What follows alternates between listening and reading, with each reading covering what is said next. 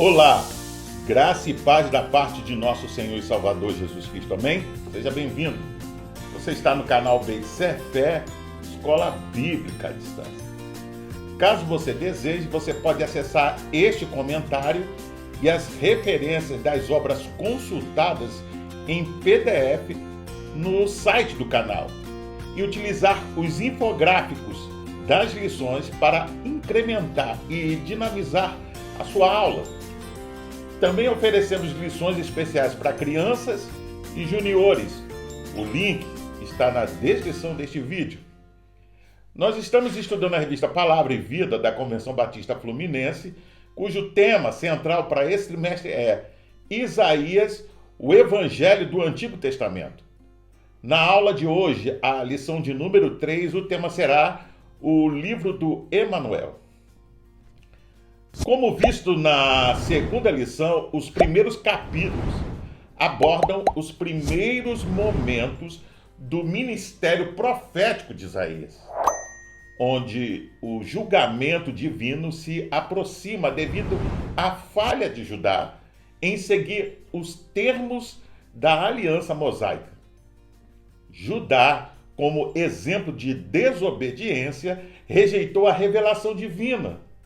E o cativeiro babilônico seria o instrumento corretivo usado por Deus para trazer lições ao povo de Israel. Nestes capítulos iniciais são enfatizados a condenação da hipocrisia e do comportamento pretensioso do ser humano, destacando a negligência em relação ao dia do Senhor e a falta ou falsa segurança de que não haverá consequências para os atos pecaminosos. É ressaltado que os propósitos valiosos exigem esforço e comprometimento. Assim, a busca por uma vida de santidade é apresentada como essencial, pois não basta professar fé sem viver de acordo com ela. Para dar início ao nosso estudo, eu convido você a pegar a sua Bíblia e junto podemos ler o texto que está em Isaías, capítulo 7, verso 11. Pede para ti ao Senhor teu Deus um sinal, pede-o ou embaixo nas profundezas ou em cima nas alturas. Segundo Constable, o capítulo 7 até o 39 tratam da longa seção do livro que trata da principal decisão de Israel nos dias de Isaías. Ela confiaria em Yahvé ou em outras nações? A decisão foi uma questão de fé. Quem é mais digno de confiança? Deus ou as pessoas fortes? Já os capítulos 7 a 12 de Isaías são chamados de livro do Emanuel, que tem por escopo repreender a nação por sua indiferença quanto ao plano de Deus de salvar. A promessa do Deus conosco, você vê isso no capítulo 7, verso 14, será o grande sinal para que Judá coloque sua confiança no Senhor. Esse sinal garante, ao mesmo tempo, a libertação da dinastia davídica e seu juízo histórico iminente. Estes capítulos de Isaías retratam de maneira clara o nascimento do Salvador Jesus, bem como a dimensão, veja, de sua grande obra e promessa futura de vida eterna.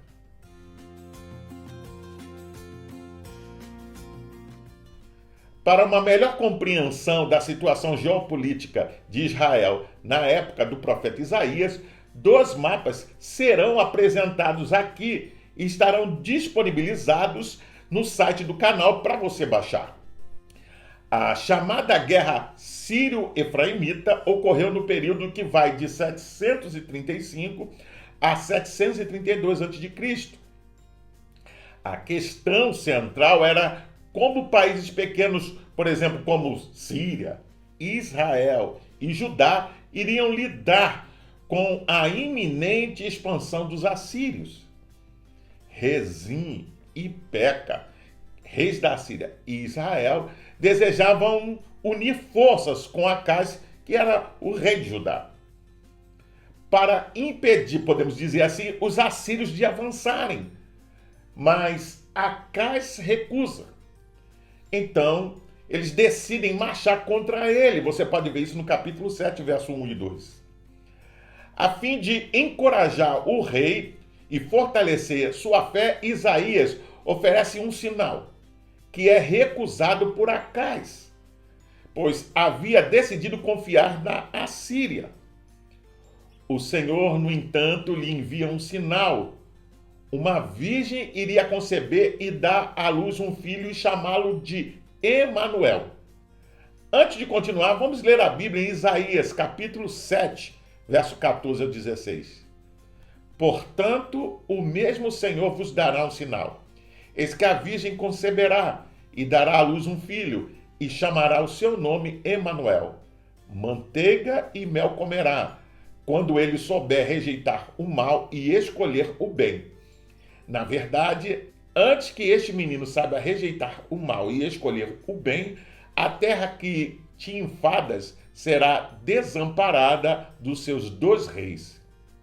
Para o professor Carlos Oswaldo, os capítulos de 7 a 12 são chamados comumente de o livro de Emanuel. Repreendem a nação pela incredulidade que prejudica o plano divino da salvação. Esse plano, veja, será em última análise efetuado por Emanuel, o sinal divino para a nação. O sinal de Emanuel, ou o nascimento virginal de Deus conosco, e a cronologia de sua infância garante, ao mesmo tempo, veja, a libertação da dinastia davídica e seu juízo histórico iminente. Já Constable diz que esta seção de Isaías fornece uma introdução histórica ao problema teológico. O rei Acais teve que tomar essa decisão de fé porque enfrentou a ameaça de invasão militar. Embora avisado pelo profeta, o rei tomou a decisão errada e experimentou as consequências amargas. O nascimento virginal do Emanuel sempre gerou debates. O termo hebraico usado por Isaías, Almá, significa mulher jovem, virgem ou não. Séculos mais tarde, a tradução grega, chamada dos 70, traduziu o termo por partenos, que quer dizer virgem. A questão é a seguinte: em qual época o menino nasceu ou quando a profecia se cumpriu? No tempo de Acais, já que o sinal foi para ele, ou no Novo Testamento, com o nascimento de Jesus? Arnold comenta que as profecias de Emanuel e rapto, despojo, presa segura descrevem o mesmo nascimento. A mulher, esposa de Isaías, ou a profetisa, você vê isso no capítulo 8, verso 3, era uma virgem até então, mas Isaías casou-se com ela e concebeu de maneira usual. Arsumed escreve que só pode ser uma referência a Ezequias, filho de Acais. Neste caso, a profecia teria se cumprido no futuro imediato. Por outro lado, é importante destacar que o Novo Testamento declara a concepção e o nascimento virginal do Messias, tanto gramatical quanto contextualmente, em Mateus capítulo 1, verso 23. Observa-se que nenhuma criança no Antigo ou Novo Testamento foi chamada de Emanuel, sendo mais plausível, veja, supor que o cumprimento da profecia tenha se dado no futuro distante de Isaías. Para F. F. Bruce, nenhum cristão que leva Mateus capítulo 1, verso 20 a 23 a sério pode negar que o cumprimento definitivo desse texto ocorreu em Cristo. Mas, mesmo assim, ainda ficam duas opções, isto é, o cumprimento único em Cristo ou então o cumprimento duplo, um na época de Acais, veja, e outro no evento messiânico. A última opção de fato parece preferível. Quanto ao uso do termo apropriado, Constable ressalta que o hebraico tem uma palavra para virgem, Betulá. Então, por que Isaías não usou essa palavra se ele queria dizer que a mãe da criança era virgem? Provavelmente Isaías usou Almá em vez de Betulá, porque ele não queria reivindicar a virgindade da mãe necessariamente, mas essa palavra também não descarta a virgindade. Deus evidentemente levou Isaías a usar Almá para que a mãe prevista pudesse ser simplesmente uma jovem solteira ou uma virgem. Isso permite a possibilidade de um cumprimento duplo. Veja, uma jovem mulher nos dias de Isaías que não era virgem e uma virgem centenas de anos depois, conforme Mateus capítulo 1, verso 23. Alguns estudiosos conservadores acreditavam que não houve nenhum cumprimento, veja, inicial desta profecia no dia de Isaías. Que nenhuma criança nascida então serviu como sinal. Os conservadores neste grupo acreditam que o único cumprimento foi o nascimento virginal do Senhor Jesus Cristo. O sinal para Acais segue-se nos versículos 15 e 17.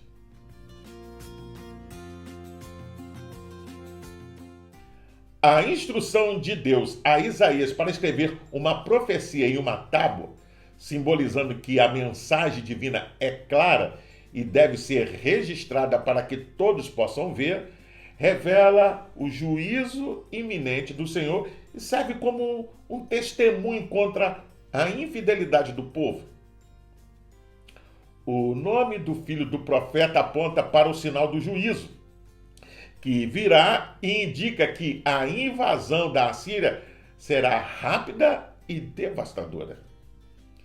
A imagem é a de uma inundação que cobrirá toda a terra. Você pode ver isso no capítulo 8, versos 6 a 8. O trecho de Isaías, capítulo 8, verso 9 ao 15, destaca que para aqueles que confiam em Deus, ele será um refúgio e uma rocha. A vitória do inimigo seria passageira, afinal, estavam entrando na terra de Emanuel. E Deus estava com o seu povo e os libertaria no futuro pelo amor do seu nome. O exército de Senaqueribe, rei da Assíria, de fato acampou em torno de Jerusalém, certo da vitória. Mas Javé os derrotou com um único golpe. Você vê isso em Isaías capítulo 37. Antes de continuar, vamos ler a Bíblia em Isaías capítulo 8, verso 1. Disse-me também o Senhor, toma uma ardósia grande e escreve nela de maneira inteligível, rápido, despojo, presa segura. Segundo F. F. Bruce, a ação simbólica de Isaías aqui descrita brevemente tinha a intenção de reforçar o aspecto confortante da mensagem do capítulo 7, a saber, a completa derrota das duas pequenas nações que no momento estavam atacando Judá. Para acrescentar significado ao nome simbólico, Isaías elaborou uma escritura normal de propriedade no nome rapto, despojo, presa segura, e fez que fosse atestada publicamente. para simbolizar a transferência da riqueza de Damasco e dos bens de Samaria ao rei da Assíria. A parte final do capítulo 8, do versículo 16 ao 22, atesta que, apesar de todos terem rejeitado a mensagem de Isaías, isso não significava que seu ministério fosse um fracasso. Os verdadeiros discípulos haviam recebido a palavra de Deus e, pela fé, o profeta poderia esperar que ela fosse cumprida. Como o salmista, Isaías já aprendeu que muitas vezes na vida o que se tem a fazer é esperar no Senhor. A mensagem de esperança e redenção é evidente no capítulo 9. Após descrever as consequências do pecado e a invasão à Síria em capítulos anteriores, o profeta traz uma promessa de luz e restauração anunciando a vinda do Messias. O povo que andava em trevas viu uma grande luz. Você vê isso no capítulo 9, verso 2. Tempos tenebrosos e de medo seriam substituídos por tempos de alegria, descanso e sossego. O verso 6 do capítulo 9 registra um dos textos mais conhecidos no Antigo Testamento. A descrição do menino aponta para a natureza divina e a missão do Messias, que trará um governo de paz e justiça. O príncipe da paz traria verdadeira restauração entre Deus e o homem. Segundo Beckham, a esperança real de Isaías estava no Deus que é salvação. Ele expressa, portanto, a convicção de que há uma promessa para um avivamento por meio do nascimento e reino do messiânico príncipe da paz. Aqui encontramos um dos mais belos poemas do profeta, anunciando a audaciosa visão de uma nação inteira remida, onde é estabelecida a paz sob um reino divino. Este poema pode ter sido transformado em música e cantado pelos seus discípulos. Aqui ele projeta o grande livramento de Deus na tela do futuro. Ele sugere a nova ordem de salvação que nosso Salvador introduziu na Galileia.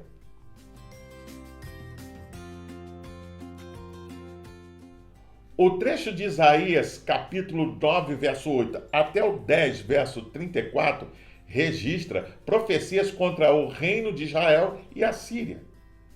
O conhecimento desse contexto ajuda a entender adequadamente, podemos assim dizer, a estrutura dos capítulos 11 e 12. O final do capítulo 10, versículo 33 ao 34, é um contraste com o início do capítulo subsequente. Assim como se desmata e destrói uma floresta, o orgulho assírio seria destruído. Isso mesmo. Mas por quê? Porque eles se orgulharam de ser machado de Deus para disciplinar Israel. Você vê isso no capítulo 10, verso 15. O texto de Isaías, capítulo 11, verso 1, é comumente atrelado a Mateus, capítulo 2, verso 23. A princípio, parecem desconexos, pois suscitam perguntas pertinentes, já que o texto profético nada fala sobre Nazaré e o de Mateus nada fala sobre Jessé.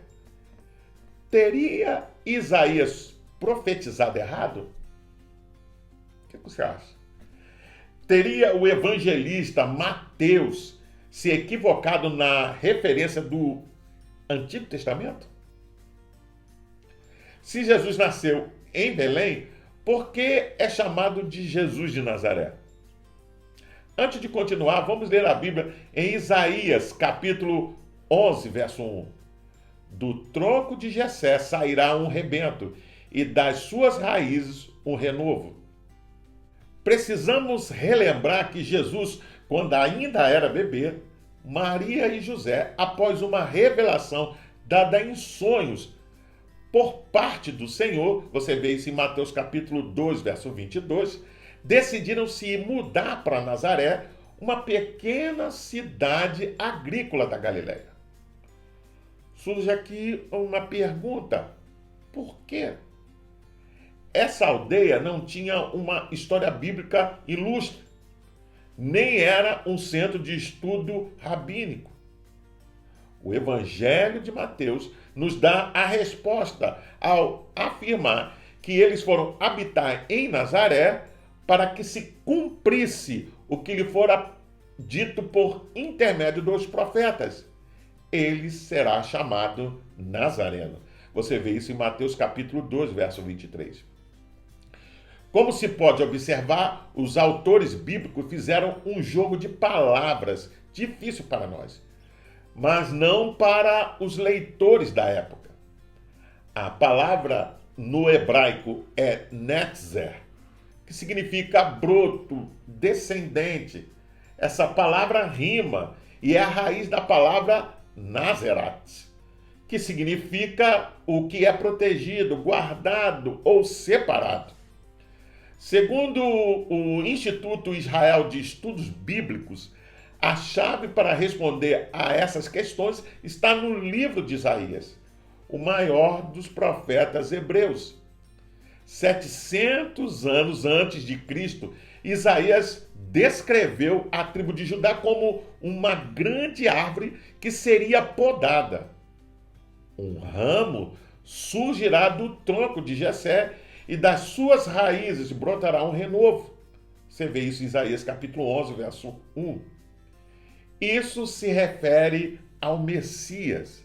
No hebraico bíblico, a palavra para ramo, netzer, que também é a raiz da palavra Nazaré, como já vimos, quando Mateus diz que Jesus será chamado de Nazareno, isso não se refere ao voto de Nazireu, Números capítulo 6, mas ao netzer messiânico, ou seja, somente da cidade do ramo, o ramo poderia surgir. Filipe, ao falar sobre Jesus a Natanael, este indagou-lhe dizendo: pode vir alguma coisa boa de Nazaré? Você vê isso em João capítulo 1, verso 46. A cidade era desprezada, assim como a família de Jesus e o próprio Filho de Deus.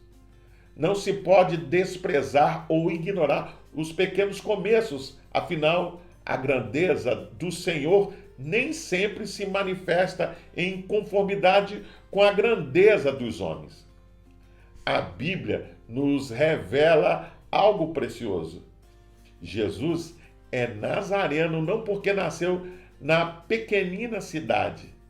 Ele é nazareno porque é o renovo, o broto ou o rebento da árvore que foi cortado. Do tronco de Jessé, ou da linhagem de Jessé, brotará um renovo. Sim, um novo ramo que suas raízes dará frutos. A majestade do Senhor será revelada no Rei Novo de Deus, que restaurará a nação e a manifestará seus feitos entre os povos.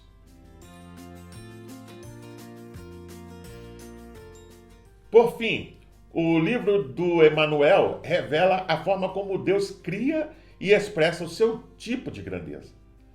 Isaías descreveu um renovo que viria da linhagem de Jessé, pai de Davi.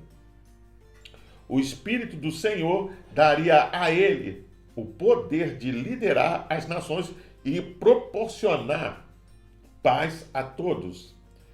Até mesmo as bestas selvagens voltariam a ter harmonia. O povo de Deus cantaria de júbilo e celebraria a bondade e a salvação de Deus. Aqueles que colocam sua fé no Senhor, Cristo pode esperar, veja, por esse dia com grande ansiedade. Vimos que a promessa do Deus conosco, no capítulo 7, verso 14, seria o grande sinal para que Judá coloque sua confiança no Senhor. Esse sinal garantiria, ao mesmo tempo, a libertação da dinastia davídica e seu juízo histórico iminente. O juízo virá por meio da Assíria. Você vê isso no capítulo 8, mas a libertação e a glória virão pelo Filho prometido. Capítulo 9, verso 1 ao 7. O Reino do Norte, inimigo imediato, e a Síria, inimigo futuro, serão derrotados. E o remanescente será trazido de volta para desfrutar as glórias do reino do Messias e adorá-lo sinceramente. Esse reino messiânico será dirigido pelo Espírito de Deus, dentro da mais absoluta justiça, e será um reino de paz, que era uma das maiores bênçãos que o homem antigo podia ter, o conceito de Shalom. O que temos no livro do Emanuel é um contraste, veja, evidente entre o reino do mundo e o do Senhor, entre o reino humano e o do Messias. Reinos humanos são marcados por crueldade, maldade, traições e violência. O do Senhor, pela justiça, paz e contentamento indizível. O Rei Novo já está entre nós, e que, sob o seu reinado, façamos convergir todas as coisas para a glória de seu nome e para a salvação de vidas. Eu finalizo perguntando: como a mensagem do Senhor Jesus tem gerado esperança em sua vida em meio a obstáculos e desafios? Como o contraste entre o reino mundano e do Senhor impacta a sua vida, de maneira que suas ações e condutas convirjam para, podemos assim dizer, o conhecimento de Cristo e testemunho eficaz. Quais mudanças ou quais ações contundentes precisam ser implementadas em sua vida, a fim de que o Senhor Jesus reine definitivamente? Eu convido você a fazer a leitura diária, que vai de segunda até domingo, onde você vai encontrar diversos textos que vão te ajudar a entender e a compreender melhor essa lição. Você também pode baixar a revista Palavra e Vida da Convenção Batista Fluminense. Basta acessar o link que vai estar na descrição desse vídeo e você baixa para o seu tablet, celular e computador, e não só vai poder rever essa lição, mas acompanhar futuras lições. Pois bem, eu sou o pastor Carlos Guerra e você está no canal BTC Fé, Escola Bíblica à Distância. Hoje nós estudamos a lição de número 3 e o tema foi o livro do Emanuel. Gostaria ainda de deixar uma palavra de recomendação a todos que participam no canal, mas não frequentam nenhuma igreja cristã. Procure uma igreja que tenha compromisso com a pregação genuína da palavra de Deus e faça uma visita. Sem dúvida você vai se sentir bem e vai ser bem recebido. Agora, se você gostou desse conteúdo, inscreva-se no canal. É rápido, é fácil, basta clicar aqui embaixo. Dá um gostei, faça um comentário sobre essa lição, deixe a sua opinião. Mesmo que seja contrária a tudo aquilo que você ouviu na explicação dessa lição. Mas toda vez que você participa, o YouTube entende que esse conteúdo é relevante para mais pessoas. Não esqueça de acionar o sininho para receber futuras notificações, porque semana que vem tem mais. E compartilhe com seus contatos nas suas redes sociais, para que mais pessoas tenham acesso a esse conteúdo. E assim você me ajuda na divulgação desse material. Você também pode assistir esse vídeo no seu podcast preferido. Até o próximo encontro, nos vemos em breve. Fique na paz. Deus te abençoe.